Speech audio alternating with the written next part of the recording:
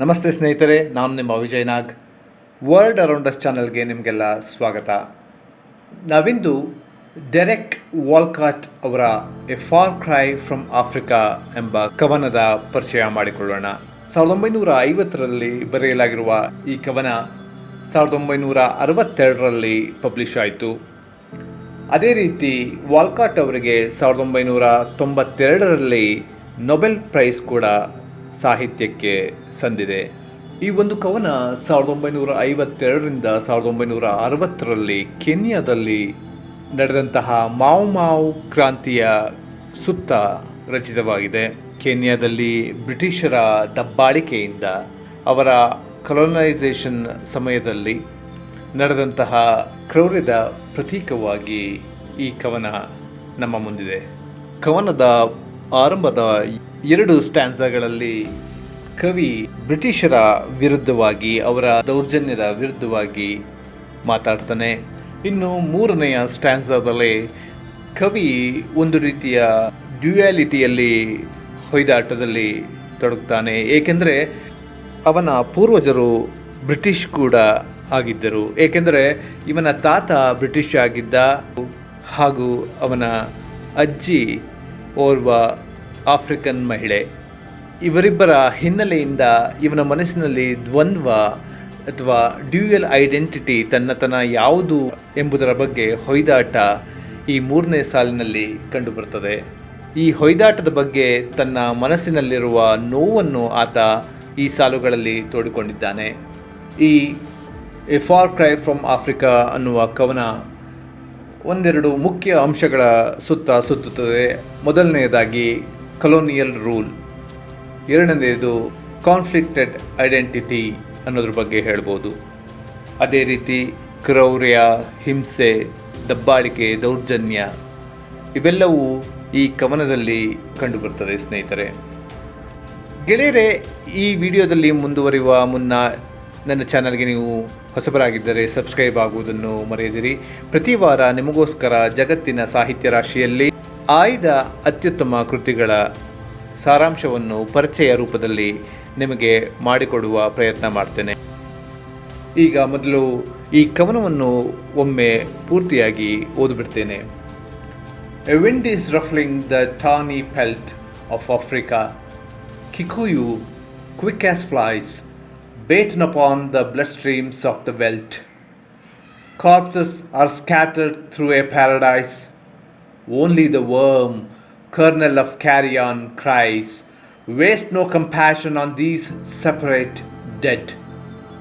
Statistics justify and scholars seize the salient of colonial policy. What is that to the white child hacked in bed? To savages expandable as juice. Threshed out by beaters, the long rushes break in a white dust of ibis whose cries have wheeled since civilization's dawn. From the past river of beast teeming plain, the violence of beast on the beast is red. As natural law, but upright man seeks his divinity by inflicting pain. Delirious as these worried beasts, his wars dance to the titan's carcasses of a drum, while he calls courage still that native dread of the white peace contracted by the dead. ಮೊದಲನೇ ಸ್ಟ್ಯಾನ್ಸಾದಲ್ಲಿ ಟಾನಿ pelt ಎನ್ನುವ ಪದಗಳಿವೆ. ಅದನ್ನು ನಾವು ಗಾಯದ ಹಳದಿ ಬಣ್ಣ ಅಂತ ಹೇಳ್ಬೋದು, ಅಥವಾ ಆಫ್ರಿಕಾದಲ್ಲಿ ಹಳದಿ ಬಣ್ಣದ ಹುಲ್ಲುಗಾವಲು. ಅದೇ ರೀತಿ ಮೊದಲನೇ ಸಾಲಿನಲ್ಲೇ ವಿಂಡ್ ಅಂತ ಬರ್ತದೆ. ವಿಂಡ್ ಇಲ್ಲಿ ಕಲೋನಿಯಲ್ ರೂಲರ್ಸ್ ಬಗ್ಗೆ, ಅಂದರೆ ಬ್ರಿಟಿಷರನ್ನು ಸೂಚಿಸ್ತಾ ಇದೆ. ಸ್ನೇಹಿತರೆ, ಈ ಬ್ರಿಟಿಷರ ಕಾಲೋನಿಸಮ್ ಆಫ್ರಿಕಾದ ಹುಲ್ಲುಗಾವಲನ್ನು ಯಾವ ರೀತಿ ತನ್ನ ಗಾಳಿಯಿಂದ ಅಲುಗಾಡಿಸ್ತಿದೆ ಅಂತ ಮೊದಲನೇ ಸಾಲಿನಲ್ಲಿ ಹೇಳ್ತಾ ಇದೆ. ಅದೇ ರೀತಿ ಕಿಕುಯು ಅಂದರೆ ಆಫ್ರಿಕಾದ ಒಂದು ಪಂಗಡ, ಒಂದು ಆದಿವಾಸಿ ಪಂಗಡ ಆಗಿದೆ, ಟ್ರೈಬ್ ಆಗಿದೆ. ಅವರು ಕ್ವಿಕ್ ಆಸ್ ಫ್ಲೈಸ್ ಅಂತ ಹೇಳ್ತಾನೆ. ಈ ಕಿಕುಯು ಎನ್ನುವ ಟ್ರೈಬ್ ಅಂದರೆ ಆದಿವಾಸಿಗಳ ಗುಂಪು ಬಹಳ ಬೇಗನೆ ಬ್ರಿಟಿಷರ ಸಂಚನ್ನು ಅರ್ಥ ಮಾಡ್ಕೊಂಡಿರ್ತಾರೆ. ಈ ಬ್ರಿಟಿಷರು ನಮ್ಮನ್ನು ಹಾಳು ಮಾಡೋದಕ್ಕೆ ಬಂದಿದ್ದಾರೆ, ನಮ್ಮನ್ನು ಉದ್ಧಾರ ಮಾಡೋಕ್ಕೆ ಅಥವಾ ನಮ್ಮನ್ನು ರಕ್ಷಣೆ ಮಾಡೋಕ್ಕೆ ಬಂದಿಲ್ಲ ಅಂತ ಅವರಿಗೆ ಅನಿಸಿರ್ತದೆ. ಅದೇ ರೀತಿ ಅವರು ಕ್ವಿಕ್ ಆಸ್ ಫ್ಲೈಸ್ ಅಂತ ಹೇಳ್ತಾರೆ, ಅಂದರೆ ನೊಣದ ರೀತಿ ತುಂಬ ಫಾಸ್ಟ್ ಇದ್ದರು. ಅಂದರೆ ಸ್ನೇಹಿತರೆ, ಅವ್ರಿಗೆ ಅರ್ಥ ಆಗೋಗಿತ್ತು ಬ್ರಿಟಿಷರ್ಸು ನಮ್ಮನ್ನು ಹಾಳು ಮಾಡೋದಕ್ಕೆ, ನಮ್ಮನ್ನು ನಾಶ ಮಾಡೋಕ್ಕೆ ನಮ್ಮ ಸಂಸ್ಕೃತಿನ ಅಂತ ಅವ್ರಿಗೆ ಗೊತ್ತಾಗಿತ್ತು. ಅವರು ಈ ಬ್ರಿಟಿಷರು ಯಾವ ರೀತಿ ನಮಗೆ ತಮ್ಮ ದೌರ್ಜನ್ಯವನ್ನು ತೋರಿಸ್ತಾ ಇದ್ದಾರೋ ಅದೇ ರೀತಿ ನಾವು ಸಹ ಇವರಿಗೆ ಮಾಡಬೇಕು ಅಂತ ಉದ್ದೇಶಿಸಿ ಹಿಂಸೆಯನ್ನೇ ಅವಲಂಬಿಸಿದ್ರು. ಹೀಗಾಗಿ ಆಫ್ರಿಕಾದ ಹುಲ್ಲುಗಾವಲಿನಲ್ಲಿ, ಹಸಿರು ವನಗಳಲ್ಲಿ ರಕ್ತದ ಕೋಡಿಯೇ ಹರಿಯೋದಕ್ಕೆ ಶುರುವಾಯಿತು. ಸ್ವರ್ಗದಂತಿರುವ ಆಫ್ರಿಕಾದಲ್ಲಿ ಹೆಣಗಳು ಎಲ್ಲ ಕಡೆ ಚೆದುರಿ ಬಿದ್ದಿದ್ದವು. ನಂತರದ ಸಾಲಿನಲ್ಲಿ ವರ್ಮ್ ಅಂತ ಒಂದು ಪದವನ್ನು ಬಳಸ್ತಾರೆ. ವರ್ಮ್ ಇಲ್ಲಿ ಬ್ರಿಟಿಷರ್ನ ಸೂಚಿಸ್ತಾ ಇದೆ. ಅದರ ಜೊತೆಗೆ ಹೇಳ್ತಾರೆ, ಈ ಹುಳುಗಳು ಕರ್ನಲ್ ಆಫ್ ಕ್ಯಾರಿಯಾನ್ ಅಂತ ಅಂದರೆ ಇಲ್ಲಿ ಸಾವು ಅಥವಾ ಸಾವಿನ ದೇವತೆ ಅಂತ ಹೇಳ್ಬೋದು. ಅದು ಕೂಗು ಹೇಳ್ತಾ ಇದೆಯಂತೆ, waste no compassion on these separate dead. ಈ ಸತ್ತೋಗಿರುವಂತಹ ಆಫ್ರಿಕಾದ ಜನಗಳಿಗೆ ಯಾವುದೇ ರೀತಿ ಕರುಣೆ ದಯೆಯನ್ನು ತೋರಿಸಬಾರ್ದು ಅಂತ ಕೂಗಿ ಹೇಳ್ತಾ ಇದ್ದಾರೆ. ಈ ಸಾಲಿನಲ್ಲಿ ಬ್ರಿಟಿಷರು ಆಫ್ರಿಕಾ ಜನರನ್ನು ಯಾವ ರೀತಿ ದೌರ್ಜನ್ಯ ಕ್ರೂರತೆಗೆ ಈಡು ಮಾಡಿದರು ಅನ್ನೋದು ಗೊತ್ತಾಗುತ್ತೆ.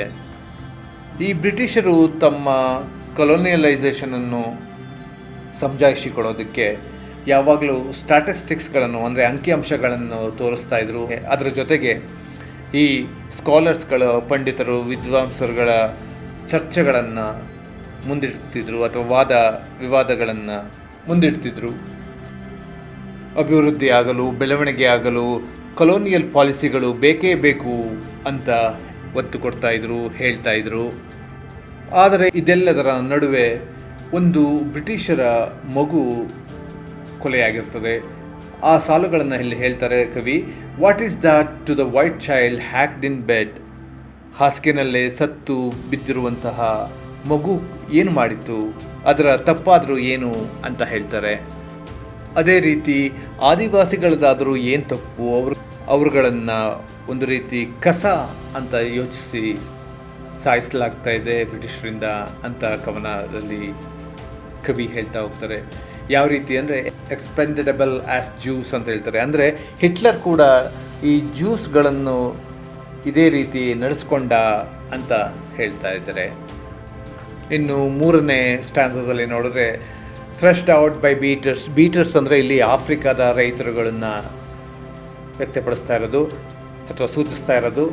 ಈ ರೈತರುಗಳು ಲಾಂಗ್ ಥ್ರಾಶಸ್ ಬ್ರೇಕ್ ಅಂತ ಹೇಳ್ತಾರೆ. ಅಂದರೆ ಉದ್ದನೆಯ ಹುಲ್ಲುಗಳನ್ನು, ಪೈರುಗಳನ್ನು ಕತ್ತರಿಸಿ ಅದರಿಂದ ಬೀಜಗಳನ್ನು ಸಂಗ್ರಹಿಸ್ತಾ ಇದ್ದಾರೆ.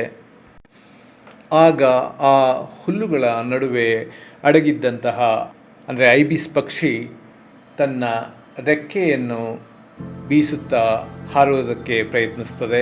ಆಗ ಆಫ್ರಿಕನ್ನರು ಅದನ್ನು ಬೇಟೆಯಾಡ್ತಾರೆ. ಅದರ ಕೂಗು, ನೋವಿನ ಕಿರುಚಾಟ ಬ್ರಿಟಿಷರು ಆಫ್ರಿಕಾಗೆ ಬರುವ ಮೊದಲಿನಿಂದ ಇಲ್ಲಿ ಕೇಳಿಬರುತ್ತದೆ ಅಂತ ಹೇಳ್ತಾರೆ.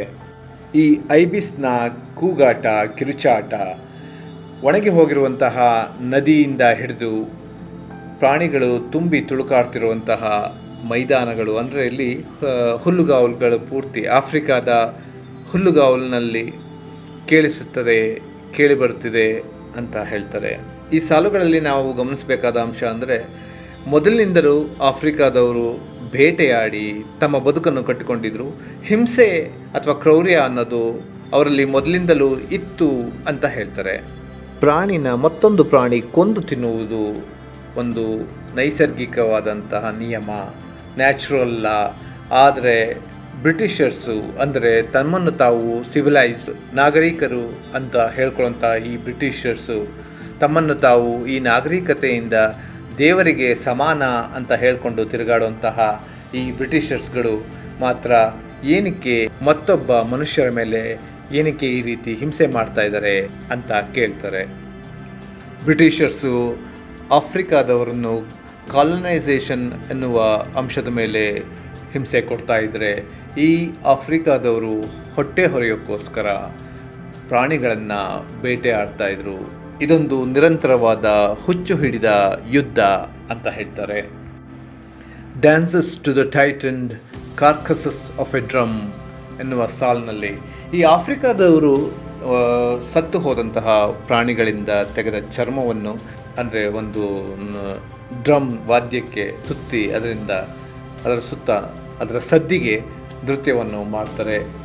ಅವರು ಇದರಿಂದ ಧೈರ್ಯ ಸಿಗುತ್ತೆ ಅಂತ ಅಂದ್ಕೊಳ್ತಾರೆ. ಆದರೆ ಅವರ ಒಳಗೆ ಭಯ, ಹೆದರಿಕೆ ಇದ್ದೇ ಇದೆ ಅಂತ ಹೇಳ್ತಾರೆ. ಅದೇ ರೀತಿ ಬ್ರಿಟಿಷರು ಕ್ರೌರ್ಯವನ್ನು, ಹಿಂಸೆಯನ್ನು ಮಾಡಿ ಆಫ್ರಿಕಾದ ಆದಿವಾಸಿಗಳನ್ನು ಸಾಯಿಸ್ತಾ ಬರ್ತಾರೆ. ಆದರೆ ಅದಕ್ಕೆ ಕೊಡುವ ಹೆಸರು ಮಾತ್ರ ಶಾಂತಿಗೋಸ್ಕರ ನಾವು ಇದನ್ನು ಮಾಡಿದ್ವಿ ಅಂತ ಜಸ್ಟಿಫೈ ಮಾಡ್ಕೊಳ್ತಾರೆ. ಇಲ್ಲಿಯವರೆಗೂ ನಾವು ಗಮನಿಸಿದ ಮೊದಲೆರಡು ಪಂಕ್ತಿಗಳಲ್ಲಿ ಆಥರ್ ಅಂದರೆ ಡೆರೆಕ್ ವಾಲ್ಕಾಟ್ ಆಫ್ರಿಕಾದವರು ಅದೇ ರೀತಿ ಬ್ರಿಟಿಷರನ್ನು ಕ್ರಿಟಿಸೈಸ್ ಮಾಡ್ತಾನೆ. ಅವರು ಮಾಡ್ತಾ ಇದ್ದದ್ದು ತಪ್ಪು, ಏನಕ್ಕೆ ಅಂದರೆ ಕ್ರೌರ್ಯದ ಹಾದಿಯನ್ನು ಹಿಡಿದ್ರು ಅಂತ ಹೇಳ್ತಾನೆ. ಇನ್ನು ಮೂರನೆಯ ಅಂದರೆ ಕೊನೆಯ ಸ್ಟ್ಯಾನ್ಸವನ್ನು ಗಮನಿಸೋದಾದರೆ, ಈ ಇಬ್ಬರೂ ಸಹ ತಮ್ಮ ತಮ್ಮ ಕಾರ್ಯ ಉದ್ದೇಶಗಳನ್ನು ಈಡೇರಿಸ್ಕೊಳ್ಳೋಕ್ಕೋಸ್ಕರ ಕ್ರೌರ್ಯ ಅಥವಾ ಹಿಂಸೆ ಅವಲಂಬಿಸಿರೋದು ಸರಿ ಅಂತ ಜಸ್ಟಿಫೈ ಮಾಡ್ಕೊಳ್ತಾರೆ. ತಮ್ಮ ರಕ್ತಸಿಕ್ತ ಕೈಗಳನ್ನು ಯಾವ ನ್ಯಾಪ್ಕಿನ್ನಿಂದ ಅಂದರೆ ಕರವಸ್ತ್ರದಿಂದ ಅವರು ಒರೆಸ್ಕೊಳ್ಳೋಕ್ಕೆ ಟ್ರೈ ಮಾಡ್ತಾ ಇದ್ದಾರೋ ಅದು ಈ ಮೊದಲೇನೆ ಒಂದು ಡರ್ಟಿ ಕಾಸ್ ಅಂತಾರೆ. ಅಂದರೆ ಅದು ತಪ್ಪಾದ ತಿಳುವಳಿಕೆ, ತಪ್ಪಾದ ಕಾರಣದಿಂದ ಕೊಳೆಯಾಗಿ ಹೋಗಿದೆ, ಕೆಟ್ಟು ಹೋಗಿದೆ ಅಂತ ಹೇಳ್ತಾರೆ. ಸ್ಪ್ಯಾನಿಷ್ ವಾರ್ನಲ್ಲಿ ನಡೆದಂತೆ ಯಾವುದಾದ್ರೂ ಒಬ್ಬರ ಕಡೆ ದಯೆ ಅಥವಾ ಕರುಣೆ ತರೋದು ಅನಗತ್ಯ ಅಥವಾ ವೇಸ್ಟ್ ಅಂತ ಹೇಳ್ತಾರೆ.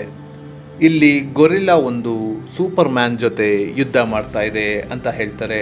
ಅಂದರೆ ಗೊರಿಲ್ಲಾ ಇಲ್ಲಿ ಆಫ್ರಿಕಾದ ಆದಿವಾಸಿಗಳನ್ನ ಪ್ರತಿನಿಧಿಸಿದರೆ, ಸೂಪರ್ ಮ್ಯಾನ್ ಬ್ರಿಟಿಷರ್ಸ್ಗಳನ್ನ ಅಂದರೆ ಬಿಳಿಯರನ್ನು ಪ್ರತಿನಿಧಿಸ್ತಿತ್ತು. ಆದರೆ ನನ್ನ ದೇಹದಲ್ಲಿ, ನನ್ನ ನರನಾಡಿಗಳಲ್ಲಿ ಇವರಿಬ್ಬರ ರಕ್ತ ಹರಿಯುತ್ತಿದೆ. ಈ ಸಾಲನ್ನ ಆತ ಏನಕ್ಕೆ ಹೇಳ್ತಾ ಇದ್ದಾನೆ ಅಂತ ನಾವು ಈ ಮೊದಲನೇ ಗಮನಿಸಿದ್ವಿ ಸ್ನೇಹಿತರೆ. ಈ ಕವಿಯ ಗ್ರ್ಯಾಂಡ್ ಫಾದರ್ ಅಂದರೆ ಅಜ್ಜ ಒಬ್ಬ ಬ್ರಿಟಿಷರ್, ಅದೇ ರೀತಿ ಅಜ್ಜಿ ಓರ್ವ ಆಫ್ರಿಕನ್ ಮಹಿಳೆಯಾಗಿದ್ದಳು. ಹೀಗಾಗಿ ಇವನ ದೇಹದಲ್ಲಿ ಇವರಿಬ್ಬರ ರಕ್ತ ಹರಿಯುತ್ತಿದೆ.